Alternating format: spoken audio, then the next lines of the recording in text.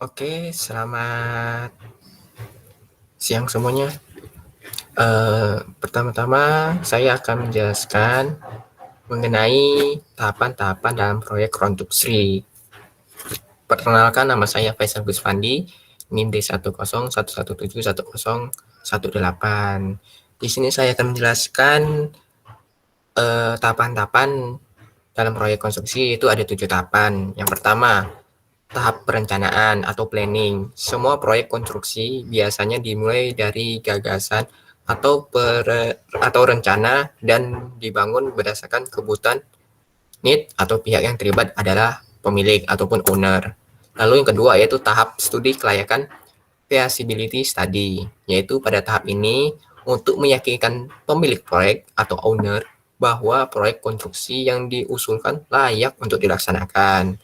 Kegiatan yang dilaksanakan yaitu meliputi menyusun rancangan proyek secara kasar dan membuat estimasi biayanya. Habis itu meramalkan manfaat yang akan diperoleh, lalu untuk menyusun analisis kelayakan proyek, lalu yang terakhir itu ada juga menganalisis dampak lingkungan yang akan terjadi.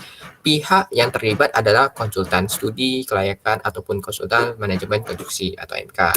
Lalu yang ketiga, pada tahapan ini, pemilik proyek menjelaskan fungsi proyek dan biaya yang diizinkan, sehingga konsultan perencana dapat dengan tepat menafsirkan keinginan pemilik. Kegiatan yang dilaksanakan itu ada 4, yaitu menyusun rencana kerja dan menunjuk para rencana dan tenaga ahli. Lalu yang kedua, mempertimbangkan kebutuhan pemakai, keadaan lokasi dan lapangan, merencanakan rancangan, taksiran biaya, persyaratan mutunya. Lalu yang ketiga yaitu menyiapkan ruang lingkup kerja, jadwal, serta rencana pelaksanaan. Lalu yang keempat yaitu membuat sketsa dengan skala tertentu sehingga dapat menggambarkan dana dan batas-batas proyek. Untuk pihak yang terlibat yaitu pemilik ataupun owner dan konsultan perencana.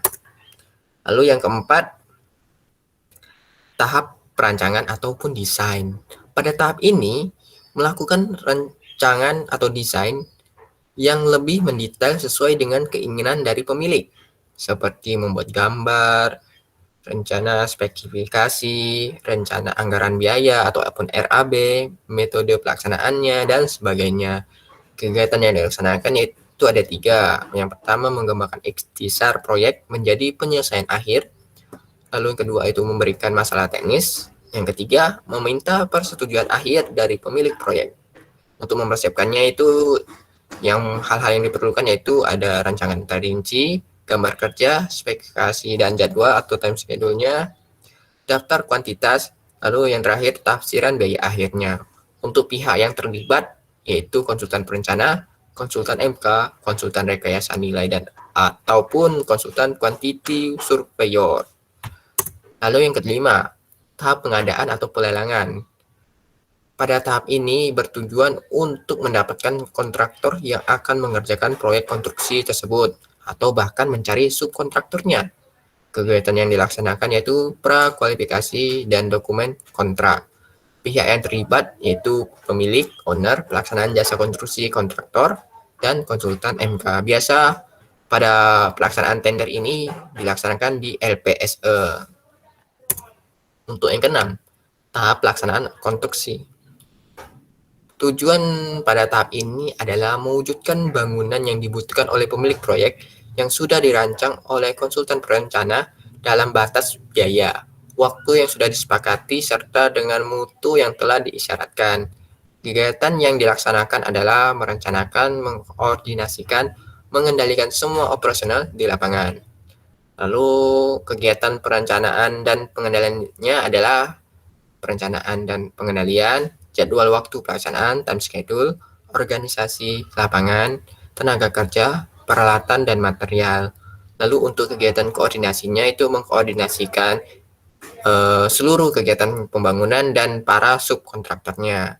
Pihak yang terlibat yaitu konsultan pengawas, konsultan MK, kontraktor, subkontraktor, subdier, dan instansi terkait. Lalu yang terakhir yaitu ketujuh, tahap pemeliharaan dan persiapan penggunaan maintenance dan startup. Tujuan pada tahap ini untuk menjamin agar bangunan yang telah sesuai dengan dokumen kontrak dan semua fasilitas bekerja sebagaimana mestinya.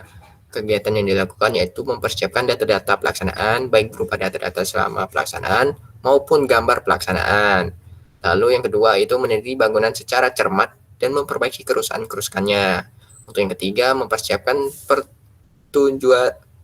petunjuk operasional atau pelaksanaan serta pedoman pemeliharaan. Lalu yang terakhir, melatih staf untuk melaksanakan pemeliharaan pihak yang terlibat seperti konsultan pengawas atau MK, pemakai, dan pemilik. Oke, sekian, terima kasih. Itu adalah 7 tahapan dari proyek konstruksi. Jika ada salah kata, saya mohon maaf. Saya akhiri. Selamat siang semuanya.